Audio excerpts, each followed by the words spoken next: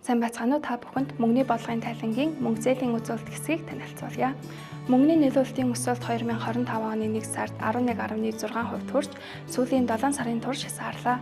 Үүнд гадаад валютын цэвэр орох урсгалтай холбоотой банкны системийн гадаад цэвэр активын өсөлт саарсан нь гол нөлөөллөө. Тодорхойлбол 2024 оны 6 дугаар сард гадаад цэвэр актив мөнгөний нөлөөлтийн өсөлтөд 18.6% эерэг нөлөө үзүүлж байсан бол 1-р сард 6.71% сөрөг нөлөө үзүүллээ. Нөгөө талдаа зээлийн өсөлт өндөр түвшинд хадгалагдаж мөнгөний нөлөөлтийн өсөлтийг тэтгсэн хэвээр байна. Банкны системийн зээлийн өсөлт сүүлийн 2 жил орчим эрчимжих хандлагатай байсан бол сүүлийн саруудад харьцангуй тогтворчиж 2025 оны 1-р сард 35% хүрлээ.